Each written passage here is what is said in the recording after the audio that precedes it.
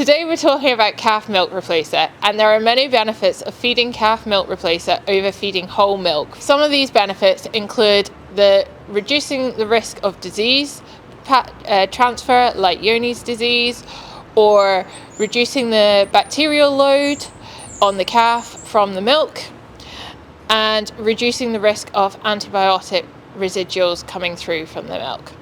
So there are many benefits of feeding a calf milk replacer. On the market there are many different milk replacers, and sometimes it can be difficult to compare those milk replacers to determine which would be best for your farm and for your business and for your calves. So thinking about the nutritional content of the milk replacer, if we start with the content of protein, the minimum amount of protein in a calf milk replacer should be 20%. That's the minimum amount you want to feed to your calves. If you're looking to maximize your growth rates on your heifers, then you should be thinking about feeding a calf milk replacer that has a protein content of between 24 and 26%. The next nutritional part of milk replacer that I would be looking at is the oil content. The higher the oil in the calf milk replacer, the higher the energy content.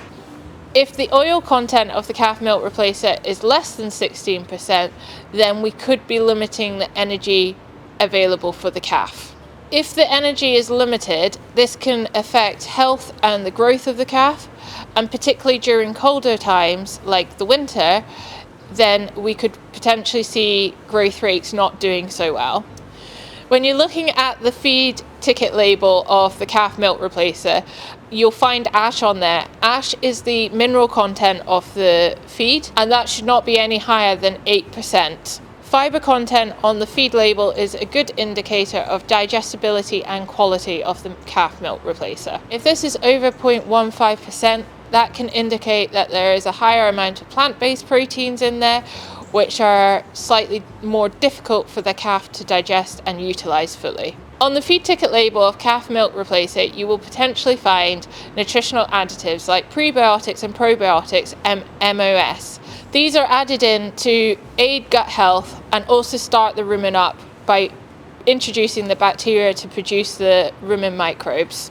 These nutritional additives are also important for reducing disease and improving feed efficiency in the calves.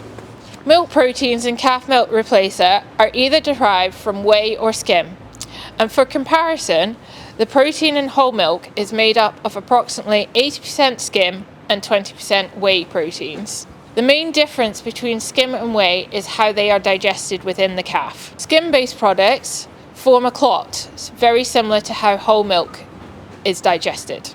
And due to the action of digestive enzymes, this clot can take up to 12 hours to be digested in the abomasum, which allows a steady release of nutrients for the calf. Whey protein does not form a clot. It is digested in the small intestine. Therefore, digestion is typically quicker, usually taking 2 to 3 hours for it to be digested. Dairy proteins are typically more digestible than the non-milk proteins like plant protein. And these also provide the desirable amino acid profile for the calf to grow. If you are using a skim-based product, the skim content should be a minimum of 50% to promote good clot formation in the abomasum. When looking at the product label or the feed ticket label of your calf milk replacer, it's important to read these and look at the ingredients. Ingredients will be listed in descending order of inclusion. Milk-based proteins should be higher on the ingredients list compared to plant-based proteins. Osmolarity refers to the concentration of a solution expressed as the total number of solute particles per kilogram. Cow's milk has an osmolarity which is similar to that of a calf's blood. As these are similar, this enables optimal digestion and the absorption of nutrients into the bloodstream.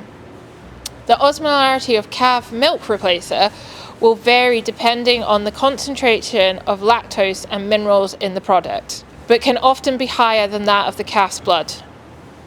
If a calf milk replacer uses fat as the main energy source, its osmolarity will be lower than one that is relying more on lactose to produce energy. Whey-based powders will have varying osmolarity depending on their lactose content. Better quality whey-based milk replacers will have a lower percentage of lactose and therefore a higher fat percentage, resulting in lower osmolarity.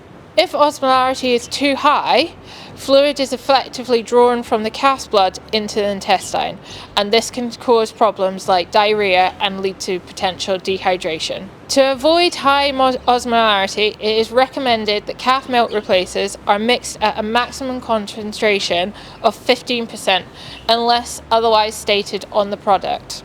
And it's always really important that plentiful fresh water is available at all times for the calves to drink. For calves, access to ad lib water is a requirement and should be made available to them from day one. When calves are drinking milk, it bypasses the rumen and goes direct into the abomasum for digestion. When a calf drinks water, it goes into the rumen, where it is essential to help develop that healthy rumen micropopulation and enable the digestion of starter feed. In summary, calf milk replacers vary greatly in terms of specification. By that I mean the fat and the protein content and the quality of ingredients used.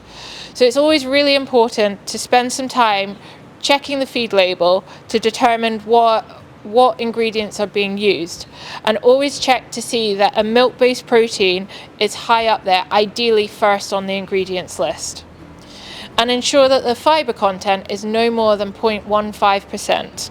Selecting a product will depend on the type of calves you are rearing and their target growth rate. If in doubt, compare the products. If you would like further information, please visit the Calf Milk Replacer Guide on fas.scot, where you will also find a really useful table highlighting the different types of protein that can be found in calf milk replacer and which ones are the ideal ones to be looking for on your feed ticket label.